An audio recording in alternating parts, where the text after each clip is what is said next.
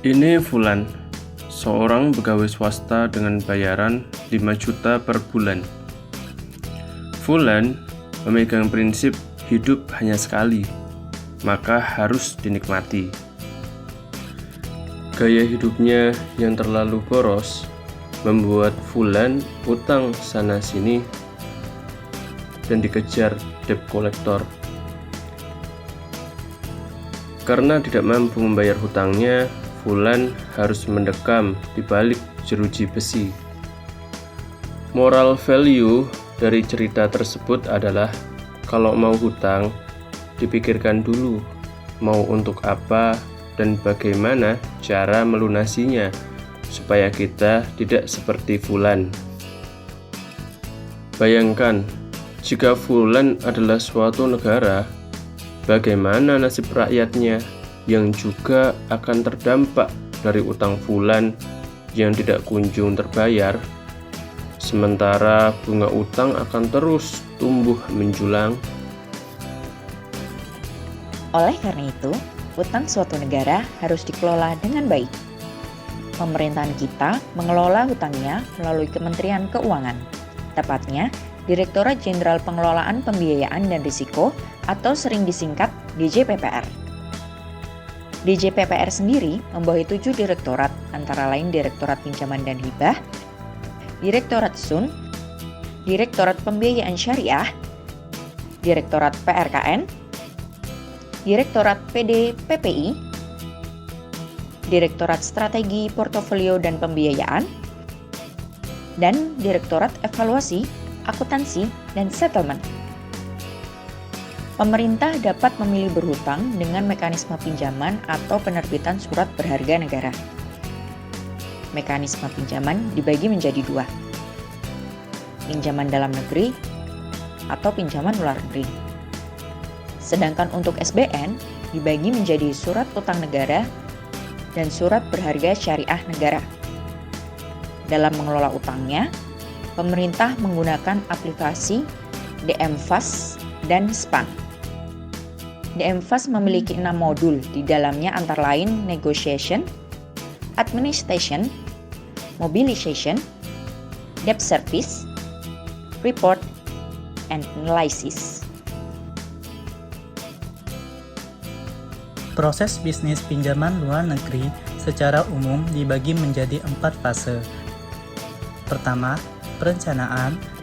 Kedua, pengadaan. Ketiga, disbursement. Dan keempat, pembayaran. Bappenas menyusun rencana pemanfaatan pinjaman luar negeri untuk periode 5 tahunan atau jangka menengah dan tahunan yang dituangkan dalam dokumen 1. Rencana pemanfaatan pinjaman luar negeri atau RPPLN. 2. Rencana daftar pinjaman luar negeri jangka menengah atau DRPLN JM atau disebut Blue Book. Ketiga, daftar rencana prioritas pinjaman luar negeri atau DRP/PLN atau disebut Green Book. Untuk kegiatan yang telah memenuhi kesiapan kegiatan dituangkan dalam daftar kegiatan. Berdasarkan daftar kegiatan yang diusulkan dari rencana pembiayaan, pemerintah bernegosiasi dengan kreditur dan menghasilkan loan agreement sebagai kontrak pinjaman. Fungsi ini dilaksanakan dalam modul negotiation pada DM-FAS. Modul negotiation adalah modul baru pada DM-FAS versi 6 dan belum digunakan secara optimal di Indonesia karena DJPPR memiliki sistem lelang sendiri melalui Dealing Room dan BISSSS. Selanjutnya, dilakukan perekaman data terkait instrumen utang pada modul administration. Data yang direkam umumnya terdiri dari identitas kontrak, tanggal, jumlah, pengesahan perjanjian, trans, dan data lainnya.